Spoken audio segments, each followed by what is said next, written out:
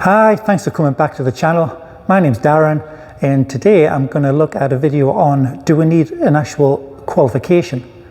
If you're in the UK, the only really qualification that is relative is what's called an NVQ. So tiling is really an unregulated trade, which means that as long as you have a decent amount of skills, you could go into a customer's job and trade for a living. The only requirements to have a qualification would be if you wanted to go on a building site, and that would require the NVQ, and that is linked to a CSCS card. So I'm just going to explain a little bit about sort of how you go about an NVQ and whether you actually need one or not. So like I said before, if you have got some decent amount of skills and you've already been trained up and you're quite competent in the tiling, you could easily just set up your own business, and we've taught tiling for over 20 years now, and so many people have gone on to do that. However, like I say, if you're going to go on a building site, because the health and safety CSCS card is mandatory to get on sites from 2010, you're going to need what's called an NVQ. And to get an NVQ, you have to do an assessment of your skills. And there's two kinds of assessment. One is called an Experienced Worker Practical Assessment, or UPAR for short, and the other one is called OSAT, O-S-A-T, and that stands for On-Site Assessment Training. So if you wanted to go down the on-site assessment training, what would happen is we could put you in touch with assessors who would then meet up with you, and then they would sort of take you through the skills required to meet that NVQ standard. So it comes in two parts. The first thing the assessor would do is have a bit of a chat with you, and then what you do is give you a paper, and that would contain a series of questions which are generally health and safety related.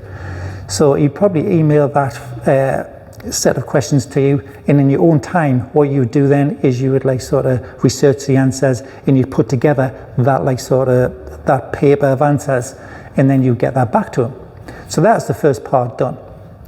The second part, the assessor would turn up at a time of where you are working on site. Now you can't do an NVQ in a training centre because it's classed as simulation. So the NVQ assessment has to be done on a live job site. So it doesn't have to be a building site, it could be a domestic job. So the assessor would make an arrangement with you to a suitable time where you could come up, and then what you do is you take some photographic evidence of you actually sort of completing that customer's job. So maybe it's sort of having your safety glasses on when you're on a wet saw, or checking your levels, or applying some tiles. So what you do is you collate a bunch of photographs, and then you would sort of document all them. You would sort of sign the backs of the photos once you print them off to say that he's witnessed you meeting the requirements for that standard of health and safety on the site. So once you have the paperwork back to him of the questions answered, and you have the pictures of evidence of you actually doing the job, then he would submit all that to the warden body, and then the NVQ would be submitted to you. You'd have to do what's called a CSCS card, and what that is, it's normally done at your driving test theory centre, and you'd book in for that, and there's 40 questions on general health and safety. So the questions are multiple choice, so you can get a little booklet to sort of go through them, just like you do as a driving test theory test, and you just go through the questions relating to health and safety, and then you get your CSCS card. So that's pretty much one way of how you get an NVQ. The other way, if you have over 5 years of experience in tiling of provable history, so you've been working for yourself or you've been working for a company, you can do what's called a UPAR route, Experienced Worker Practical Assessment. And you would turn up at a training centre like this, and then what they would do, they would hand you a sheet, and that sheet contains a set of drawings that you'd have to follow in tiling. So what it is 2 vertical towers with 6-inch tiles, and then you form an archway over the top, then you do a diamond pattern on the internal of that archway, and then you do a series of sort of tiles on the floor. It's always 6 by 6-inch tiles. And then once the assessor had sort of checked your work was to satisfactory requirements, then the last thing to do, you'd have what's called a recorded discussion with you. So what I would do is I'd put you on a mic, and then I would just generally have a chat with you about like how you prepare like sort of a wet room floor, what would be the weight ratio of a wall, what kind of adhesive would you use of the porcelain tile. So just general questions I would like sort of be chatting to you, and then I'll get a feel from that recorded discussion whether you are suitable and knowledgeable enough.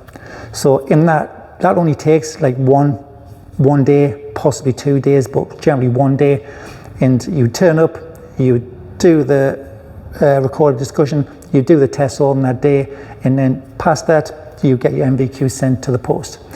So there you go, that's what an NVQ is. I get so many questions from like sort of some students that like sort of are ringing me to do talent courses.